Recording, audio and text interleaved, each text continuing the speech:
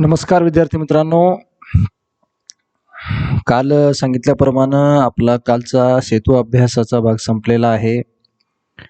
आता आपण आपल्या रेग्युलर अभ्यासाकडे येत आहोत. रेग्युलर वर्ग तिसरीला असलेली जी रेग्युलर पुस्तकं आहेत त्या पुस्तकाचा अभ्यास आता आपल्याला करायचा आहे आणि त्याचं नियोजन आता आपण केलेलं आहे. आज मी थोडा वेगळा विषय तुमच्यासाठी घेऊन आलेलो आहो, परिसर अभ्यास. गेला 1.5 महिना आपण इंग्रजी आणि गणिताबद्दल माहिती पाहिली. आज आपण बघणार आहोत की आपल्या आजूबाजूला, आपल्या सभोवताली काय घडतंय, आपल्या अवतीभोवती काय घडतंय, आपल्या अवतीभोवती काय आहे. विद्यार्थी मित्रांनो, याचीच माहिती आज आपण बघणार आहोत. तर चला वेळ न घालवता मी तुम्हाला घेऊन जातो परिसर अभ्यासाच्या पाठ पहिल्यामध्ये. त्याच्या अगोदर मी आपल्या सर्वांचं स्वागत करतो माझी शाळा माझा अभ्यास या यूट्यूब चॅनलमध्ये. विद्यार्थी मित्रांनो, तुम्ही जर प्रथम हा व्हिडिओ पाहत असाल सर्वप्रथम अगोदर, तर चॅनल सबस्क्राईब करायला विसरू नका. आणि हा व्हिडिओ जर आवडला, हा पाठ जर तुम्हाला आवडला, तर एक लाईकचं बटन दाबायला विसरू नका. नाही आवडला तर डिसलाईक करा. कमेंट द्या, काय नाही आवडलं, काय आवडलं याविषयी तुमची मतं मांडा. तुमचे कमेंटमध्ये तुम्ही लिहा. तर चला आपण सुरू करूया. माझी शाळा माझा अभ्यास या भागात या चॅनलवरील वर्ग तिसरीचा परिसर अभ्यासाचा पहिला पाठ, आपल्या अवतीभोवती. अवतीभोवती अवतीभोवती काय म्हणजे, अवतीभोवती म्हणजे काय, तर आपल्या आजूबाजूला काय आहे, आपल्या आजूबाजूला काय घडतंय, आपल्या आजूबाजूला कोण आहे, का आपणच एकटे आहोत, याची माहिती आज या पाठामध्ये आपल्याला घ्यायची आहे. तर चला विद्यार्थी मित्रांनो, सुरू करूया. तुम्हाला परिसर अभ्यासचं हे पेज दिसत असेल. हे आहे आपल्या पुस्तकाच्या पहिल्या पानाचं परिसर अभ्यासाचं पहिलं पेज. तर हे असं आहे, तुम्हाला दिसत असेल परिसर अभ्यास इयत्ता 3री. एक सुंदर असं झाड आणि या झाडाखाली एक बगीच्यामध्ये असलेलं हे झाड, आणि या झाडाच्या खाली बघा काही मुलं खेळताना तुम्हाला दिसत आहेत. त्या झाडावर सुंदर एका पक्ष्याचं घरटं दिसतंय. त्या घरट्यामध्ये पिलं आहेत आणि हे सगळं पाहत असताना अतिशय मनाला छान वाटतंय. तर चला बघू आपण. यंदाच्या परिसर अभ्यासमध्ये विद्यार्थी मित्रांनो, आपल्याला आपल्या औरंगाबाद जिल्हा जो आहे, आपण औरंगाबाद जिल्ह्यामध्ये राहतो आणि या औरंगाबाद जिल्ह्याची ओळख यंदा आपल्याला करून घ्यायची आहे. आपला औरंगाबाद जिल्हा आणि या जिल्ह्यामध्ये नेमकं काय आहे, आपण या जो जिल्ह्यामध्ये राहतो या जिल्ह्याची ओळख यंदा आपल्याला या परिसर अभ्यासाच्या निमित्तानं करून घ्यायची आहे. तर तुम्हाला या परिसर अभ्यासाच्या पुस्तकावर इथं समोर दिसत असेल की आपला जिल्हा औरंगाबाद जिल्हा आणि या औरंगाबाद जिल्ह्याची ओळखच यंदा आपल्याला करून घ्यायची आहे. हे आहे आपलं पहिलं पान. आणि आता आपण आपल्या पहिल्या पाठाकडे येऊया की ज्या आपल्या पाठाचं नाव आहे, विद्यार्थी मित्रांनो, आपल्या अवतीभोवती. इथं तुम्हाला दिसत असेल आपल्या अवतीभोवती, आणि या आपल्या अवतीभोवती हा पाठ आपल्याला इथं पाहायचा आहे. तर चला या पाठामध्ये नेमकं काय आहे आपण बघूया. विद्यार्थी मित्रांनो, तुम्हाला दिसत असेल या पाठामध्ये आपल्या अवतीभोवती हा पाठ इथं मी पेज ओपन केलेला आहे आणि या पेजवर बघू आपण नेमकं काय आहे. तर इथं काही चित्र दिलेली आहेत आणि ही चित्र काय म्हणतात ते बघू. तुम्हाला दिसत असेल, नक्कीच दिसत असेल. या समोर पाठामध्ये काही वस्तू तुम्हाला दिसतात आणि या वस्तू, इथं काही वस्तू आहेत. ह्या वस्तू, हे बघा, ह्या वस्तू आहेत विद्यार्थी मित्रांनो. खूपच मोठा झाला का पेन?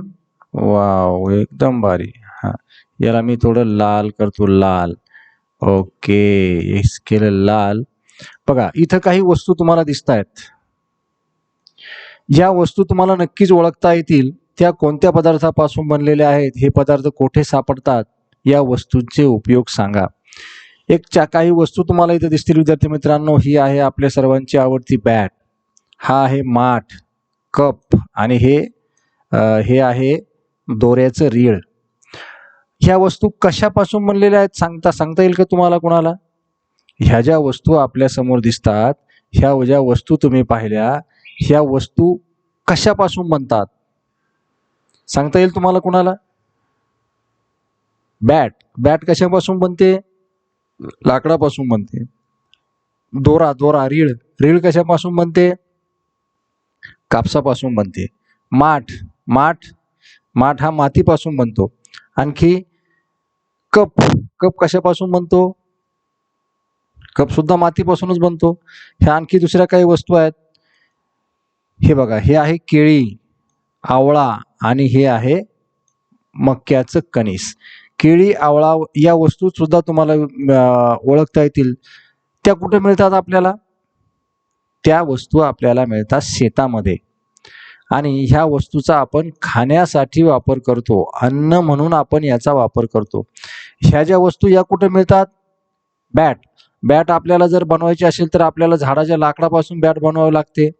माठासाठी आपल्याला माती लागते, माती आपल्या आजूबाजूला मिळते. कपाला माती लागते, ती सुद्धा आपल्या आजूबाजूला मिळते. दोऱ्याची जी रीळ आहे ती रीळ कुठे मिळते? ती रीळ डायरेक्ट मिळते का? नाही. बॅट डायरेक्ट मिळते का? नाही. कप डायरेक्ट मिळतो का? नाही. रील डायरेक्ट मिळते का? नाही. या वस्तू बनवाव्या लागतात आणि या वस्तू बनवण्यासाठी आपल्याला दुसऱ्या कशाची तरी उपयोग करावा लागतो. परंतु ह्या ज्या इकडच्या ज्या वस्तू आहेत, ह्या वस्तू डायरेक्ट आपल्याला मिळतात. केळी डायरेक्ट मिळते झाडाला, आवळा डायरेक्ट झाडाला मिळतो, मक्याचं कणी डायरेक्ट झाडाला मिळतं. ते डायरेक्ट आपण घेऊन खाऊ शकतो. केळी डायरेक्ट घेऊन खाऊ शकतो. म्हणजे या वस्तू अन्न म्हणून आपण याचा वापर करतो.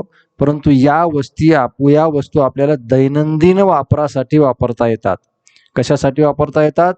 दैनंदिन वापरासाठी. दैनंदिन जीवनामध्ये या वस्तूचा आपल्याला उपयोग होतो. दैनंदिन वापर. तर अन्न म्हणून आणि दैनंदिन वस्तूचा वापर म्हणून आपण आपल्या आजूबाजूच्या वस्तू वापरत असतो. ओके, चला आपण आता पुढे जाऊ. बघा विद्यार्थी मित्रांनो, या चित्रासमोर आपल्याला काय दिसतंय? या चित्रामध्ये आपल्याला दिसतंय एक चित्र आहे आणि हे चित्र कशाचं आहे? हे चित्र एका सुंदर अशा कशाचं आहे? एक नदी दिसते. या नदीच्या एक बाजूला झाड आहे, गाव आहे. एका छोट्याशा गावाचं चित्र आपल्याला दिसतंय. आपल्या आजूबाजूला अनेक वस्तू आहेत. त्या सर्वांचा मिळून आपला परिसर बनतो. आपल्या आजूबाजूला सगळ्या काही खूप वस्तू आहेत आणि त्या सगळ्यांचा मिळून, त्या वस्तूंचा सगळ्यांचा मिळून काय बनतो? परिसर बनतो. आपल्या आजूबाजूला जर आपण पाहिलं, सगळं खूप काही आहे. डोंगर आहे, नदी आहे, नाले आहेत, झाडं आहे, घरं आहे, रस्ता आहे. जे आपल्याला समोर दिसतंय ते सगळं काही आहे. आणि त्या सगळ्यांचा मिळून काय तयार होतो? परिसर. आणि आपल्या या पुस्तकाचं नावच आहे परिसराचा अभ्यास. परिसर. त्यात माती, दगड, धोंडे आहेत, नद्या, नाले, तळी आहेत, हवा आहे, डोंगर आणि टेकड्या आहेत. जंगले आहे, शेते, घरे आणि रस्तेही आहेत. उजाड, माळरानेही आहेत. वेगवेगळे प्राणी आपल्या सभोवताली असतात. निरनिराळ्या प्रकारचे वृक्ष, झाडे, झुडपे, वेली यांनी आपला परिसर सजला आहे. आपणही या परिसराचा एक भाग आहोत. विद्यार्थी मित्रांनो, आपल्या आजूबाजूला जेही सगळं काही दिसतं त्या सगळ्यांचा मिळून आपल्या आजूबाजूला दिसणाऱ्या सगळ्या गोष्टींचा मिळून परिसर तयार होतो. परिसर म्हणजे काय हे समजून घेतलं पाहिजे की परिसर म्हणजे काय, की तुमच्या आजूबाजूला जेही काही तुम्हाला दिसतं त्या सगळ्यांचा मिळून एक आपला परिसर होत असतो. म्हणजे आपण सुद्धा परिसराचा एक भाग आहोत. आपण सुद्धा परिसरामध्येच आहोत आणि याच आपल्या परिसराचा अभ्यास आपल्याला करायचा आहे. आपल्या पुस्तकाचं नावच आहे परिसर अभ्यास आणि याच परिसराचा अभ्यास आपल्याला करायचा आहे. तर बघू आपण नेमकं काय आहे. तर आपल्या परिसर अभ्यासामध्ये. परिसर काय आहे हे आपण समजून घेतलं. आपल्या आजूबाजूला जेही काही दिसतं ते सगळं काही म्हणजे परिसर. ओके. तर बघा विद्यार्थी मित्रांनो, आपल्या सभोवती जे काही दिसतं, आपल्या आजूबाजूला जेही काही दिसतं त्याच्यामध्ये दोन प्रकारच्या गोष्टी आहेत. एक तर काही सजीव वस्तू आहेत, तर काही निर्जीव वस्तू आहेत. आपल्या आजूबाजूला डोंगर दिसतात, आपल्या आजूबाजूला झाडं दिसतात, आपल्या आजूबाजूला नद्या दिसतात, आपल्या आजूबाजूला माणसं दिसतात, रस्ते दिसतात, जनावरं दिसतात, पक्षी दिसतात, फुलपाखरं दिसतात, सगळं काही दिसतं. पण यामध्ये जर आपण असे दोन गट पाडले तर याच्यामध्ये दोन गट पडतील, दोन भाग पडतील की ज्याही वस्तू आपल्याला दिसतात त्याच्यामध्ये काही वस्तू सजीव आहेत तर काही वस्तू या निर्जीव आहेत. सजीव आणि निर्जीव असे दोन गट आपल्याला आजूबाजूला दिसणाऱ्या वस्तूमध्ये दिसत असतात. आपल्या सभोवती असणाऱ्या वस्तूचे दोन गट पडतात, सजीव वस्तू आणि निर्जीव वस्तू. यस, सजीव वस्तू आणि निर्जीव वस्तू. त्या सजीवांचे दोन गट पडतात, प्राणी आणि वनस्पती. सजीवांमध्ये दोन भाग आहेत, प्राणी आणि वनस्पती. प्राणी, आपल्या आजूबाजूला कोणकोणते प्राणी दिसतात? गाय दिसते, बैल दिसते, म्हैस दिसते, डुक्कर दिसतं, शेळी दिसते, गाढव दिसतो, माणूस दिसतो, पक्षी दिसतात आकाशात उडणारे. नदीच्या किनाऱ्यावर जर तुम्ही गेलात, नदीच्या काठावर जर गेलात, नदीमध्ये मासे दिसतात, नदीमध्ये मगर दिसते. असे असे अनेक अनेक अनेक प्राणी आहेत की जे आपल्या आजूबाजूला दिसतात. माशा आहेत, मच्छर आहे, ढेकून आहे, उंदीर आहे, घूस आहे, साप आहे, माणसं आहेत. हे सगळे प्राणी आहेत आणि हे प्राणी म्हणजे सजीव आहेत, ते आपल्या आजूबाजूला दिसतात. दुसरा सजीवाचा गट आहे प्राणी. प्राणी सुद्धा आपल्या वनस्पती. वनस्पती म्हणजे काय? सगळ्या प्रकारची झाडं. ही सगळ्या प्रकारची झाडं आपल्याला आपल्या आजूबाजूला दिसत असतात आणि ही झाडं म्हणजे सजीवच आहेत. झाडं, सगळ्या प्रकारची झाडं, त्याच्यामध्ये छोटं झाड असेल, मोठं झाड असेल, वेली असेल, आमकं असेल, कोणतं सगळे झाडं आपल्याला दिसतात, त्यांना सजीव म्हणतात. आपल्या आजूबाजूला दिसणारे दोन प्रकारचे सजीव आहेत, एक प्राणी आणि वनस्पती. थोडं आपण पुढे जाऊया. काय म्हणतोय पुढं? जशी प्राण्यांना पिले होतात तशी बियापासून वनस्पतींची रोपं तयार होतात. एक प्राण्यापासून दुसरा प्राणी तयार होतो, त्याला पिल्लू होतं, ते मोठं होतं. तसंच झाडाला फळं येतं, फळात बिया असतात, त्या बियापासून दुसरं रोपटं तयार होतं. झाडाचं रोपटं हे त्याचं पिल्लूच असतं. वनस्पतीची पिल्ल म्हणजे झाडाची रोपटी. रोपांची वाढ होऊन ती लहानाची मोठी होतात.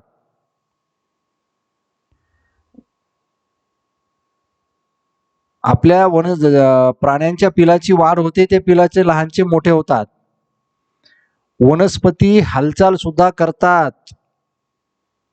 वनस्पतींच्या अवयवाची हालचाल सुद्धा होते. प्राणी जसे एका ठिकाणाहून दुसऱ्या ठिकाणी जातात, तसं वनस्पती सुद्धा एका ठिकाणाहून दुसऱ्या ठिकाणी नाही जाऊ शकत, परंतु त्याचं फूल उमलताना त्याच्या कळ्याची हालचाल होते, सुंदर हालचाल होते. वेल वाढताना तो वर जातो, म्हणजे एका ठिकाणाहून तो दुसऱ्या ठिकाणी वाढत असतो, म्हणजे त्याची हालचाल होते, त्याची वाढ होते. कळीचे फूल होताना मिटलेल्या पाकळ्या उघडतात, पण वनस्पतीमधील सगळ्याच हालचाली इतक्या सहजपणे लक्षात येत नाही. रोपांनाही अन्नाची गरज असते. वनस्पती प्राण्याप्रमाणे इकडून तिकडे जाऊ शकत नाही. का? कारण त्यांची मुळं जमिनीमध्ये अडकलेली असतात, त्या एकाच ठिकाणी जखडलेल्या असतात. वनस्पती आणि प्राणी हा यांच्यात फार मोठा फरक आहे. दोघंही सजीव आहेत, दोघांचीही वाढ होते, दोघंही हालचाल करतात, पण वनस्पती ह्या एकाच ठिकाणी असतात, प्राणी एका ठिकाणाहून दुसऱ्या ठिकाणी जातात. त्याचं कारण असं की वनस्पतींची मुळं ही जमिनीमध्ये एका ठिकाणी घट्ट असतात, म्हणून वनस्पतीला हालचाल करता येत नाही. विद्यार्थी मित्रांनो, तुमच्या समोर काही चित्र दिसतात. या चित्रामध्ये तुम्हाला सांगायचं आहे सजीव कोण आणि निर्जीव कोण. आपण पटपट बघू. बघा, हे झाड सजीव आहे का निर्जीव? सजीव. ससा सजीव की निर्जीव?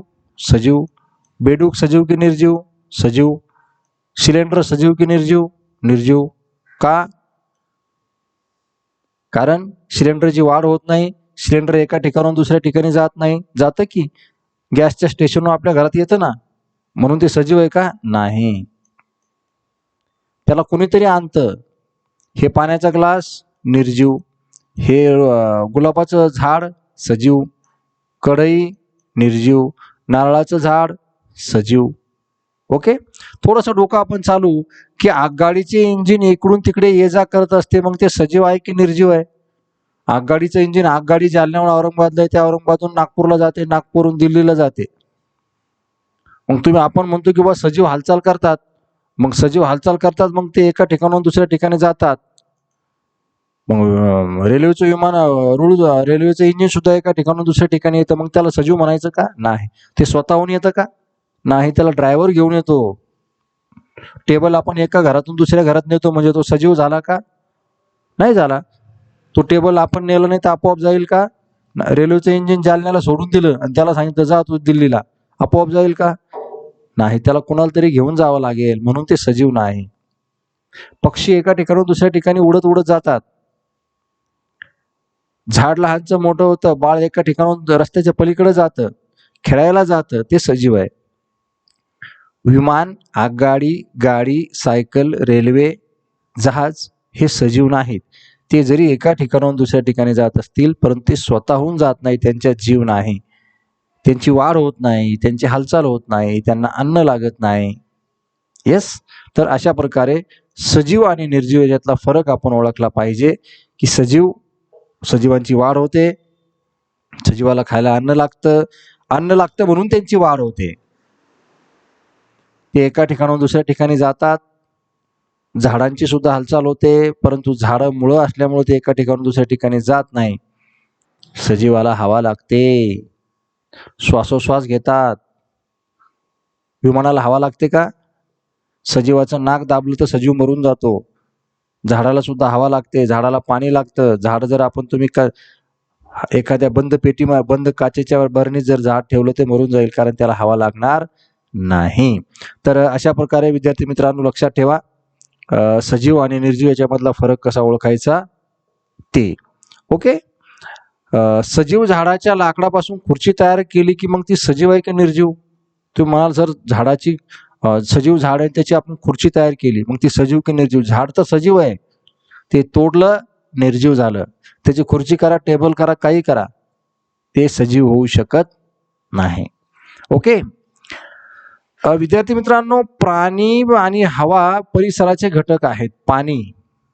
पाणी आणि हवा या एकाच आपल्या परिसराचे घटक आहेत. सर्व सजीवांना त्यांची गरज असते. सर्व सजीवांना या दोन गोष्टीची गरज आहे, पाणी आणि हवा. पाणी आणि हवा परिसराचे घटक आहे. सर्व सजीवांना त्यांची गरज असते. सर्व सजीवांना अन्नाचीही गरज असते. ते अन्न त्यांना त्यांच्या परिसरातूनच मिळतं. विद्यार्थी मित्रांनो, सजीवांना 3 गोष्टीची गरज आहे सजीव असण्यासाठी. एक तर सजीवांना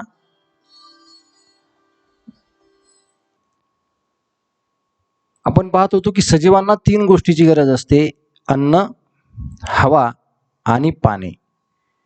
कोणताही सजीव असो, तो वनस्पती असेल की प्राणी असेल, ह्या दोन्हीही सजीवांना जगण्यासाठी, मोठं होण्यासाठी अन्न लागतं, पाणी लागतं आणि हवा लागते. झाडाला अन्न लागतं, पाणी लागते, हवा लागते. प्राण्याला अन्न लागतं, पाणी लागते, हवा लागते. आणि याच्याशिवाय सजीव जगू शकत नाही. ह्या 3ही गोष्टी सजीवाला आपल्या आजूबाजूच्या परिसरामधूनच मिळतात. त्याला ह्या गोष्टी मिळवण्यासाठी दुसरीकडे कुठेही जावं लागत नाही. त्याला या 3ही गोष्टी आपल्या आजूबाजूलाच मिळत असतात. जगण्यासाठी लागणाऱ्या इतर वस्तूही सजीवांना परिसरातूनच मिळतात. पक्षी घरटी बांधतात, त्यासाठी पक्ष्यांना कापूस, काड्या, धागे अशा गोष्टी लागतात. त्यांना या गोष्टी परिसरामधूनच मिळतात. माणूस घर बांधतो, घरासाठी लागणाऱ्या सगळ्या गोष्टी त्याला परिसरामधूनच मिळतात. पक्षी घर बांधतो, पक्ष्याला लागणाऱ्या सगळ्या गोष्टी त्याला त्याच्या परिसरामधूनच मिळतात.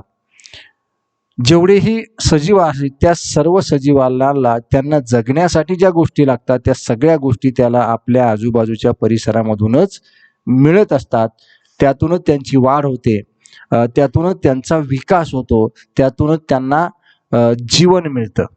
तर हे आपण लक्षात घेतलं पाहिजे की सजीवांच्या गरजा, अन्न, पाणी आणि हवा ह्या सजीवांच्या गरजा आहेत. ह्या गरजा त्याच्या आजूबाजूच्या भागामधूनच त्याला मिळत असतात. त्याला त्या गरजा त्याच्या आजूबाजूपासूनच त्याला त्या गरजा या गरजासाठी लागणारं साहित्य उपलब्ध होत असतं. ओके. सजीव कोणताही असू द्या, झाड जरी असेल तरी त्या झाडाला हवा मला मिळते, तिथं जवळूनच मिळते. त्या झाडासाठी लागणारं पाणी ते जमिनीतून शोषून घेतं, अन्न जमिनीतून शोषून घेतं. प्राणी पक्षी सुद्धा आपल्या आजूबाजूच्या परिसरामधूनच त्याला लागणारा जो हवा, अन्न, पाणी आहे हे मिळवत असतात. आता आपण थोडं पुढे जाऊया. माणसाच्या जेवढ्याही गरजा आहेत विद्यार्थी मित्रांनो, त्या सगळ्या गरजा त्याला त्याच्या आजूबाजूच्या परिसरामधूनच मिळत, त्याच्या आजूबाजूच्या भागामधूनच त्याला त्याच्या सगळ्या गरजा पूर्ण होत असतात. माणसाच्या गरजा किंवा सजीवाच्या गरजा पूर्ण करण्यासाठी एक सजीव दुसऱ्या सजीवाच्या उपयोगी पडतो. लक्षात ठेवा, एक सजीव दुसऱ्या सजीवाच्या उपयोगी पडतो. अन्नासाठी एक सजीव दुसऱ्या सजीवावर अवलंबून आहे. अन्नाच्या व्यतिरिक्त लागणाऱ्या ज्या इतर गरजा आहेत त्या गरजा सुद्धा पूर्ण करण्यासाठी एक सजीव दुसऱ्या सजीवाची मदत करतो किंवा त्या सजीवापासून दुसऱ्या सजीवाला अनेक वस्तू मिळत असतात. उदाहरणार्थ कपडे आहेत. कपडे मिळवण्यासाठी आपण झाडावर अवलंबून आहोत, बरोबर आहे. कपडे मिळवण्यासाठी आपण प्राण्यावर अवलंबून आहोत. अन्न मिळवण्यासाठी आपण वनस्पतीवर अवलंबून आहोत. अन्न मिळवण्यासाठी आपण प्राण्यावर अवलंबून आहोत. अनेक प्राणी आपलं अन्न म्हणून आपल्याला उपयोगी पडत असतात. म्हणजेच एक सजीव दुसऱ्या सजीवाला उपयोगी पडतो. एक सजीव, समजा मेंढी आहे, ती मेंढी आपल्या केसावर एका झाडाची बी चिटकून घेते, ती दुसऱ्या ठिकाणी जाते, तिथं बी पडते आणि तिथं नवीन झाड तयार होतं.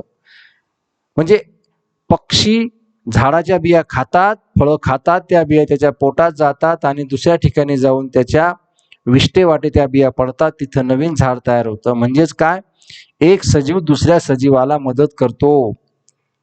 ते झाड तयार झालं की ते झाड पक्षाला मदत करतं घरटी बांधण्यासाठी, ते झाड पक्षाला मदत करतं फळ देण्यासाठी, ते झाड पक्षाला मदत करतं पानं देण्यासाठी, ते झाड मदत करतं पक्षाला, प्राण्याला सावली देण्यासाठी. म्हणजे एकाच पक्षानं झाडाची मदत केली तर झाडानं सुद्धा पक्षाची मदत केली. माणसानं प्राण्याची मदत केली तर प्राणी सुद्धा माणसाची मदत करतात. घोडा माणसाची मदत करतो तर घोड्याची मदत माणूस करतो. कुत्रा माणसाची मदत करतो तर कुत्र्याला अन्न माणूस देतो. म्हणजे एक सजीव हा दुसऱ्या सजीवावर अवलंबून आहे. एक सजीव हा दुसऱ्या सजीवाची मदत करतो. म्हणजेच परिसरामध्ये आढळणारे सगळे सजीव एकमेकाची मदत करत असतात आणि यामधूनच ते एकमेकाचं गरजा पूर्ण करत असतात.